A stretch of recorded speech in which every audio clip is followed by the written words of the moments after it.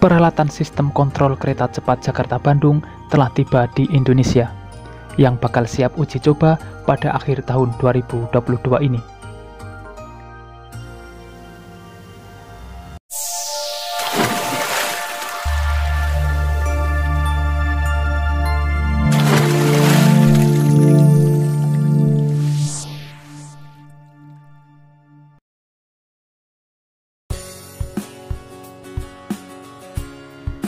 Assalamualaikum semuanya.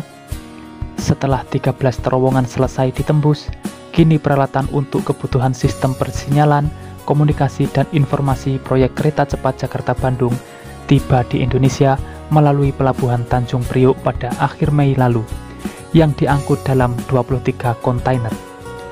Peralatan-peralatan tersebut merupakan bagian dari kontrol sistem pada proyek KCJB. Menurut GM Corporate Secretary PT KCIC Rahadian Ratri, peralatan sistem kontrol ini menjadi salah satu upaya untuk menyambut trial run atau uji coba pada akhir tahun 2022 mendatang dan operasional pada pertengahan tahun 2023. Inilah informasi selengkapnya. Tapi sebelum berlanjut ke pembahasan, dukung selalu channel ini untuk terus berkembang dengan cara subscribe dan nyalakan loncengnya. Dengan begitu, kalian akan mendapat update terbaru jika ada kabar selanjutnya. Salah satu equipment penting untuk kebutuhan kontrol sistem KCJB sudah tiba dalam 3 kloter, yakni pada tanggal 28, 30, dan 31 Mei lalu. Semua equipment tersebut akan mulai dipasang secara bertahap di bulan Juli, dan target pemasangan paralel dengan tes commissioning.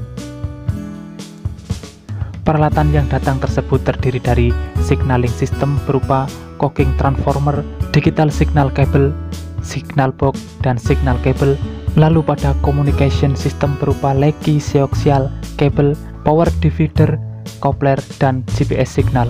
Terakhir ada information system berupa coaxial cable, television amplifier, dan television 1234Y coupler. Ketiga jenis kebutuhan yang sudah tiba semuanya sudah sangat modern dan merupakan teknologi yang berstandar kereta cepat dunia. Adapun sistem telekomunikasi yang digunakan untuk operasional KCJB yaitu sistem CTSC3 yang didasari pada komunikasi nirkabel GSM-R demi menghasilkan sistem komunikasi dua arah yang baik antara kereta cepat dengan equipment untuk kontrol sistem di sepanjang lintasan. Peralatan yang dipakai pada sistem CTSC3 terdiri dari 3 bagian utama yang meliputi on-board equipment, wayside equipment, dan CTC yang dipasang di tegaluar. Lalu sistem CTSC3 KCJB pun didukung oleh sistem CTSC2 untuk meningkatkan kelancaran komunikasi. Adapun seluruh peralatan akan dilengkapi dengan teknologi radio block center untuk membangkitkan movement authority, track circuit untuk memeriksa pendudukan kereta, serta balis untuk menginformasikan posisi kereta.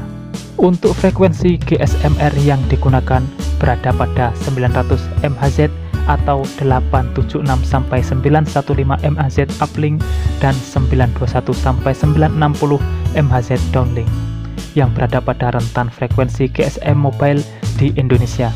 Untuk menggunakan frekuensi tersebut dibutuhkan bandwidth 4 MHz untuk uplink dan 4 MHz untuk downlink. Selanjutnya, GSM-R untuk KCJB diterapkan secara terintegrasi untuk tujuan monitoring dan kontrol KCJB. Sistem persinyalan, pengaturan shooting di tegaluar, pemeliharaan trackside, layanan penumpang, dan sistem diagnostik. Cara kerjanya, teknologi GSM-R yang digunakan akan mengirimkan movement authority, line parameter, temporary speed restriction sesuai dengan jarak, dan continuous speed control untuk menghasilkan dynamic velocity converse ke peralatan onboard, sehingga data yang diterjemahkan melalui peralatan onboard untuk ditampilkan pada driver mesin interface jadi lebih mudah dipahami. Kemudian, setiap informasi terkait okupansi kereta cepat dari lintasan serta posisi switch KCJB akan diterima melalui stasiun interlocking. kemudian dipres menjadi perintah untuk mengontrol switch dan memberi sinyal ke setiap rute sesuai perintah dari CTC di Command Center KCJB yang berada di Tegaluar. Sedangkan di Command Center ini, semua aktivitas untuk mengontrol, memerintah, mengawasi dan memantau semua kondisi jalur, stasiun dan peralatan dilakukan dengan tujuan keselamatan. Diharapkan proses pemasangan sistem kontrol proyek KCJB berjalan tanpa kendala. Selain itu, pembangunan konstruksi di sisi lainnya pun diharapkan bisa selesai sesuai dengan target. Pihak terkait berupaya yang terbaik untuk menyelesaikan proyek KCJB sesuai dengan target yang sudah ditetapkan. Tentu saja harapannya KCJB ini segera menyapa dan menjadi moda transportasi pilihan masyarakat Indonesia.